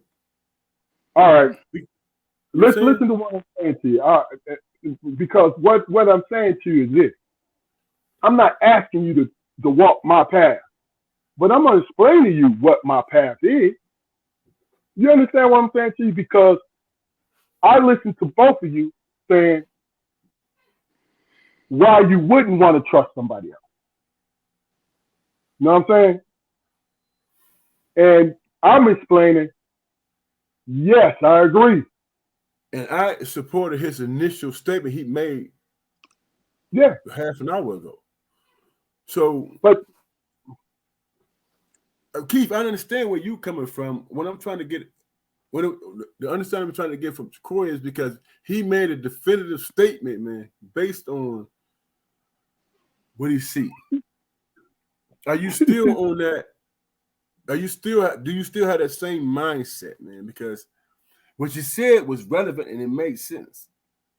I mean, I do have that same mindset because I mean. It's for me. It boils down to self-sufficiency. I mean, you can't do the community any good at all if you're not self-sufficient. If you're not prepared to bring not only your ability but part of your resources to the community, to provide stability. But. Well, I'm sorry to interrupt you. He's actually answering the question, to be honest with you. Hold on to your thought, Jaquari, because what I want to ask you is this. It's not about what money you can contribute. It's time you can contribute to the community. So go ahead. I'm listening. When I say resources, I mean that's all inclusive, man. I mean, it's shit. My shit. When I work hard, my sweat is a resource. You know what I Okay. mean? I can't nowadays, man. I can't stand to give up nothing without some kind of return. And that's Mhm. just that's just the human condition. Okay. You know, if I provide, sweat equity and money and time to the community, then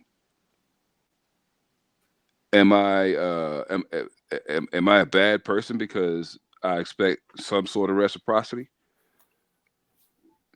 Depending on what you want from it, you want to see movement, right? When you do that, because Well, I mean, that's why we Amer- put in something, right?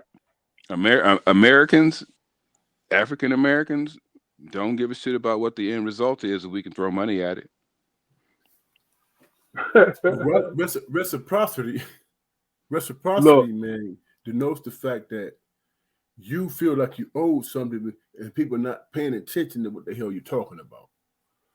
And he don't want I to read waste. no reciprocity speaks to the fact that, like I said, if I'm putting in my sweat effort, my sweat equity and right, volunteering, putting in money and everything, then I want to see some kind of return outside of a good feeling. right, exactly. I don't think there's anything wrong with that. It's No, it's not wrong. There's nothing wrong with it, but that, hey, I'm gonna tell you what. Expanding on what you said, me personally, if I can get that good feeling from it, that's where my satisfaction is. Yeah, but Yeah, what I, good feelings don't keep your kids safe at night, man. right there, But it has to be a return, man. In terms of now, correct me if I'm wrong, bro. It has to be a return in terms of having community, safety and all that stuff all coincide together. I'm saying we all have the same approach, and we all have, you know what I'm saying, our what we want to do, what we're trying to experience, and what we want to have in our community. I think, man, for me, and I'm gonna say this piece, and then I'm gonna leave it alone because I think I have some idea what you're saying, baby, bro. You know what I'm saying? And I think what you're saying, man, is that we can come to a conclusion and argue about it, but this is how it has to be. And it has to be reciprocity and shit. It has to be an agreement. You know what I'm saying? And then if we disagree, it's always the agreement, right? huh? Ain't it always an agreement? If you're trying, it's an agreement that something's gonna come from it. But look at who we are as a people, man. We can't agree on shit. I slightly disagree, but go ahead. Bro. We can't agree on anything. And people who are deep thinkers, who are free thinkers, who are thinking deeper than the situation as it is on the emotional level, are saying, hey, man, I need y'all to tell me that if in order for me to be with y'all on this level, y'all got to give me something that I agree with. Don't tell me that. You know what I'm saying? I'm not going to argue or agree with anything, man, if it doesn't coincide with what makes my situation, you know what I'm saying, be better. Okay. Ask yourself this question. This is the last point to make. Ask yourself this question. When it comes to me, you, we all in our 50s, dog. We all in our 50s. You know what I'm saying? When things matter, when things made sense, King, X, and all that shit, they disagreed on shit. And what did they come to?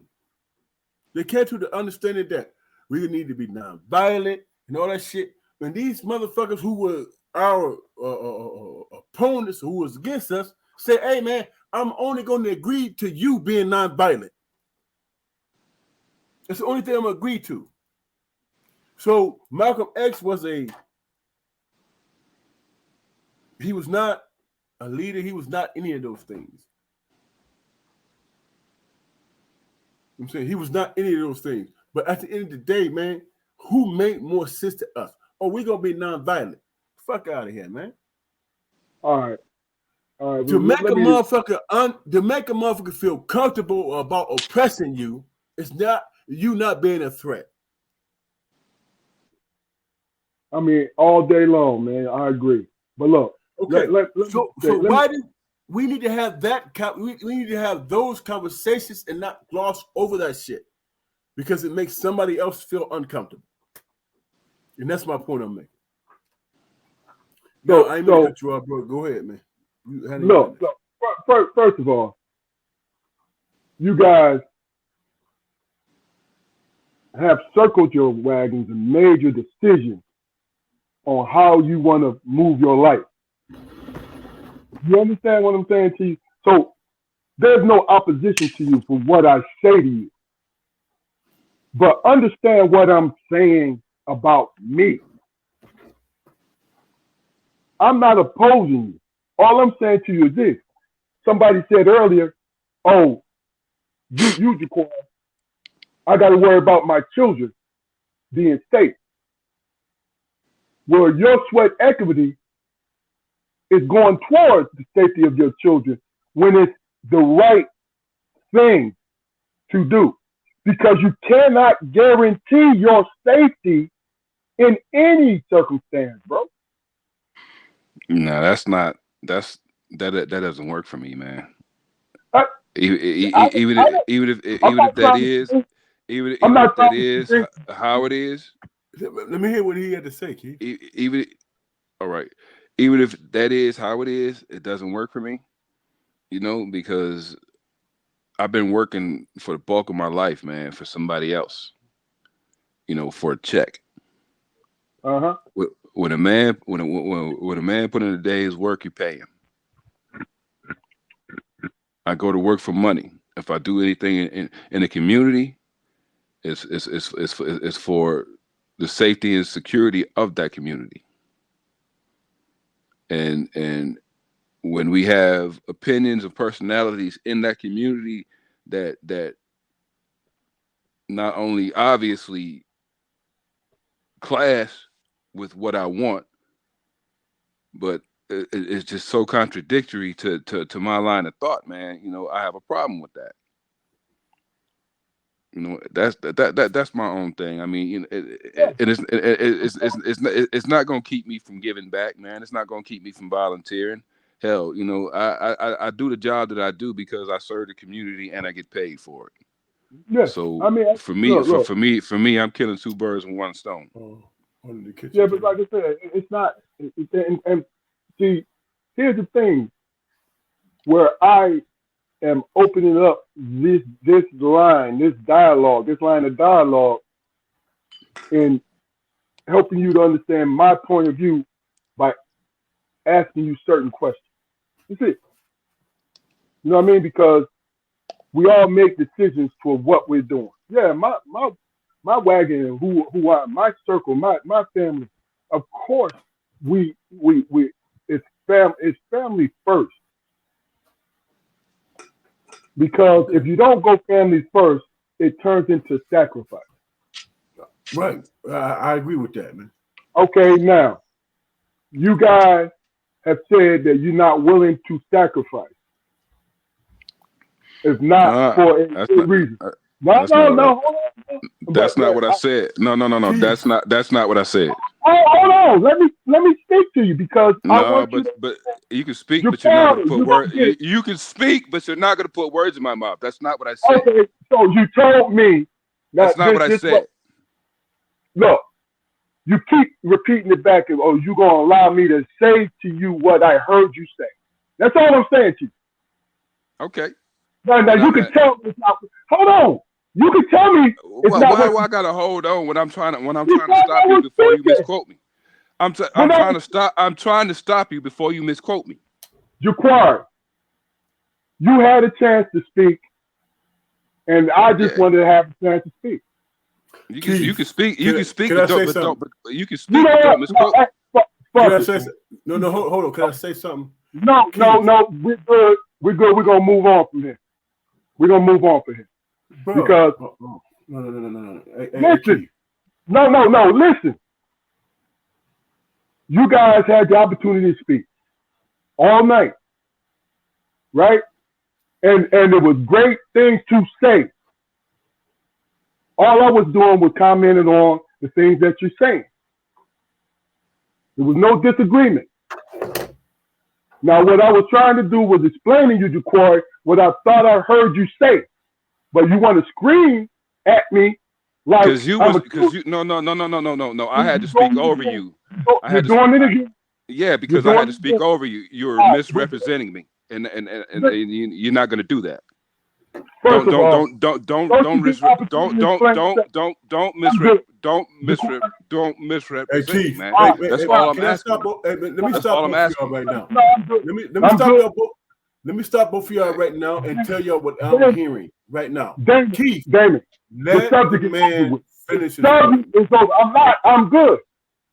Because he already explained what he needed to explain. Okay? No, hey man, he did. It ain't. Look. Wait. Time. Hey, hold on, man. Hold on. It ain't. No. It ain't anybody no heat or nothing like that, man. I simply said, don't misrepresent what I said, and I yelled because you raised your voice. That's why I yelled. First of all, whatever you did and how you did it was you didn't let me finish, and that's always the thing that both you guys say to me. You always say to me for the last 2 years, if I don't let you finish, you let me know. We're going to talk about this that's what I was doing. Let me finish. This off the joint, man. Hey, listen. Let's deal with this off the joint. No, listen. First of all, whoever's watching this, you see how we disagree, right? But it's nothing personal. That's the whole point. Now, off the air, if it's personal, we'll talk about it. But right now, it's what it is. Okay? It's the fact that I said I'm good. And I wasn't mad when I said I'm good. It's the simple fact that you feel I was misrepresenting you. So good. I'm not going to misrepresent you. I'm not going to finish the thought. That's what it is. It's nothing personal. I'm not mad at it. All right, man. Because every opportunity I give, because early on, just to speak on this, and I'm gonna give you guys your last part of this.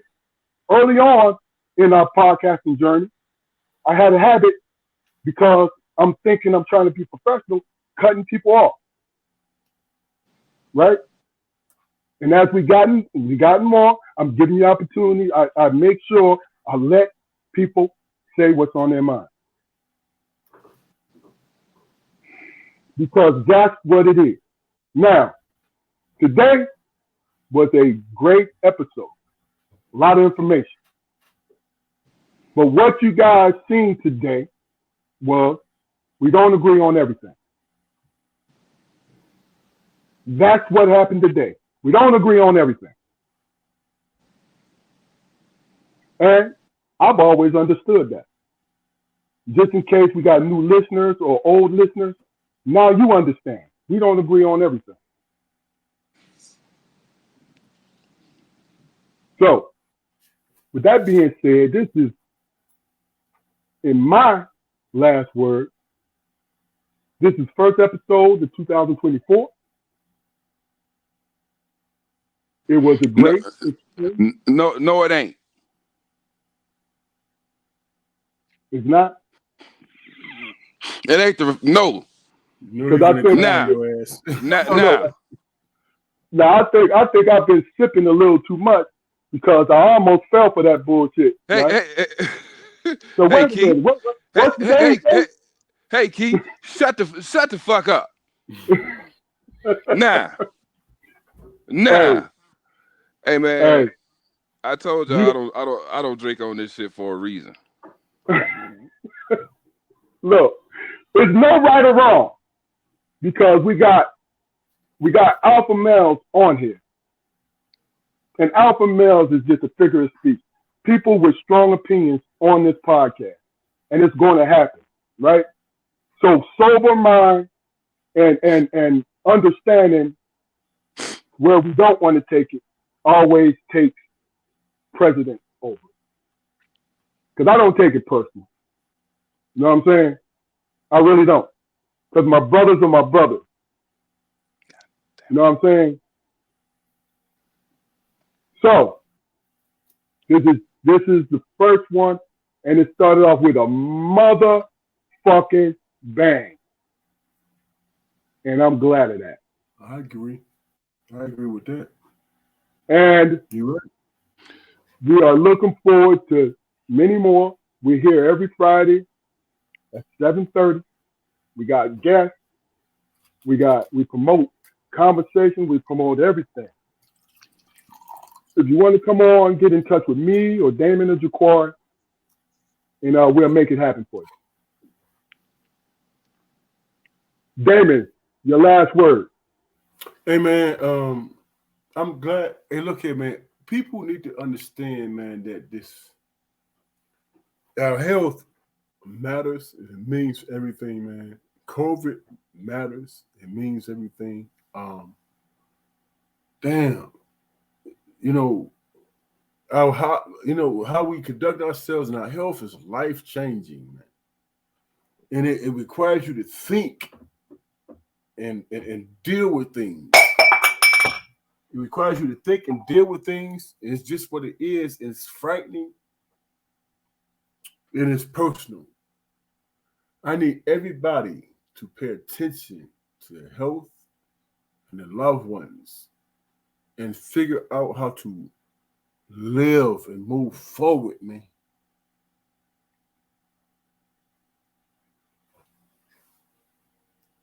I'm getting all off into conspiracy theory shit and all that, man. I got COVID, man, for the second time in my life, and it was really bad. And it addressed my pre-existing shit to the maximum.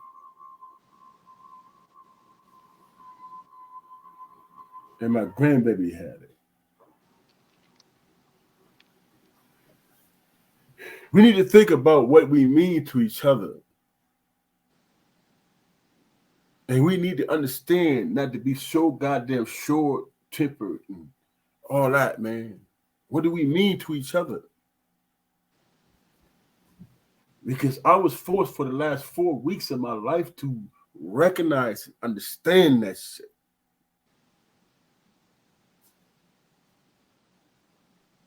And the fear I saw in my family as they saw me go through shit. What's realer than that? As we bullshit and have egos. No, man, we vulnerable. And we need to remember what we mean to each other. And that's what I'm at in my life.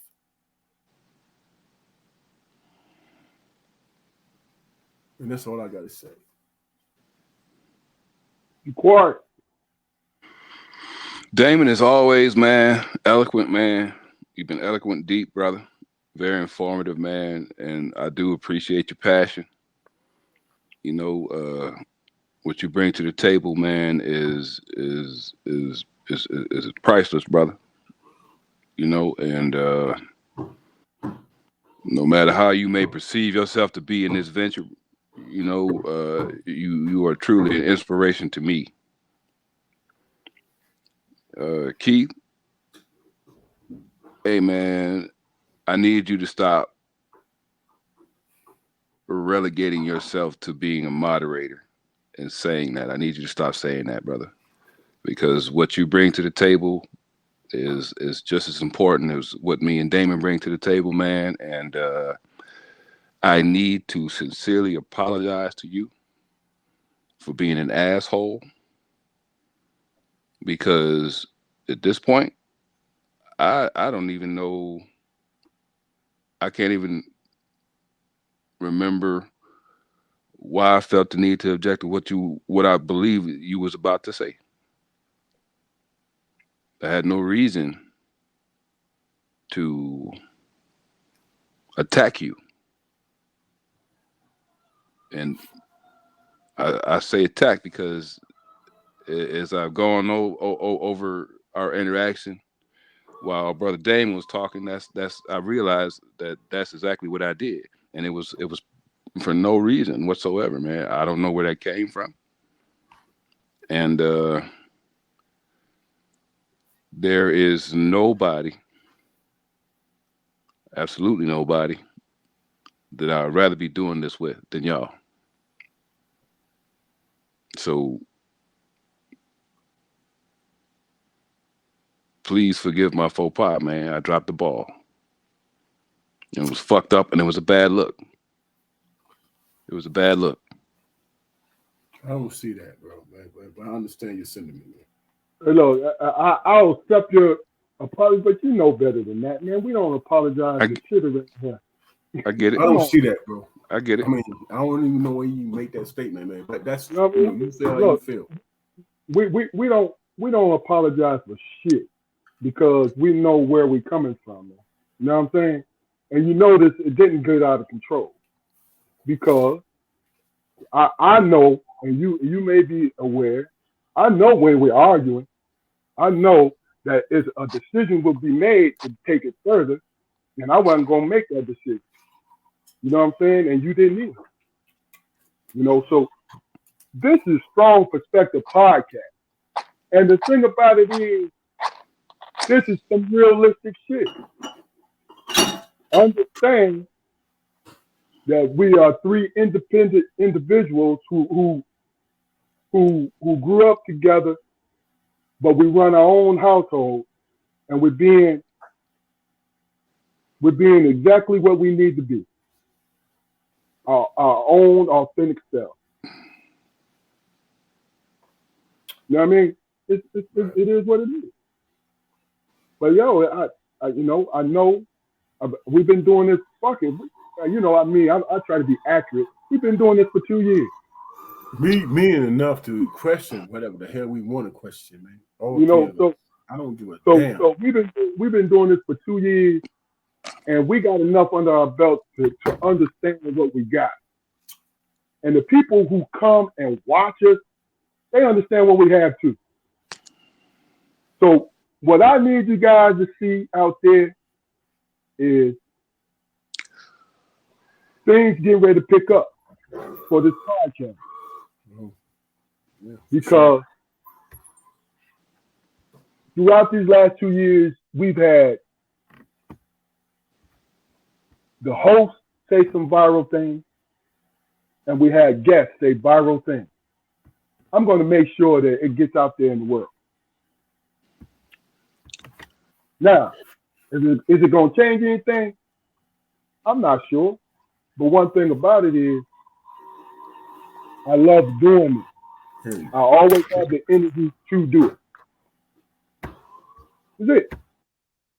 Nothing more, nothing less.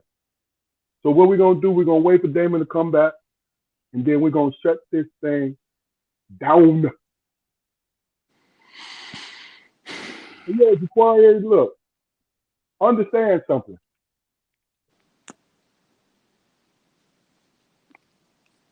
We're doing this thing and giving up this time solely out of love of what we're doing. And I recognize. But that don't excuse a person from being an asshole, though, man. Shit, I've been an asshole long enough to know that sometimes you slip into assholery. Yeah. Hey, you see what David said? Peace and love, and if you ever need that white guy expert advice, just let me know. I've been waiting for you to invite him to come on, man. Because he'll let us know Y'all used to be roommates, so he'll bring Yeah. he'll bring another side of it. So Damon, make sure you get in touch with Jaquari so we can make it happen. Yeah, man. I like to have him and Paul and Yeah. and another one of our brothers, man, Vance, a couple other people, man. I mean, it was man, it was we done some we done some shit, we done some drinking, we done a whole bunch of shit, man, for real. No doubt. No doubt. All right, Damon's back. I had to. Please. Are we still live? Yeah. I'm back. Please go to our YouTube channel, like, share, and subscribe. Recommend us to your friends and family, especially your adult friends and family, because this is the kind of conversation we have. Adult conversation. I like to say motherfucker. So yeah. Yeah. In unison or one at a time, we're gonna say motherfucker. Right? Motherfucker. Okay. 1, 2, 3. 1, 2, 3. Motherfucker. Motherfucker.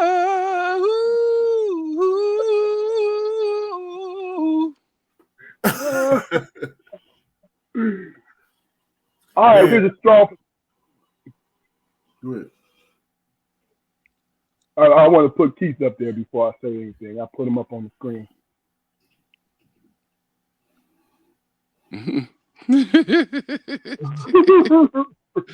Wow. Yeah. Hey, look, is that what he saw? I'm saying I'm about to go sleep it off. I actually think we was. Well, that's my opinion. But anyway. All right. Well, look, this is Strong Perspective Podcast. We'll see y'all next week. Peace and love. Good night. Good night, people.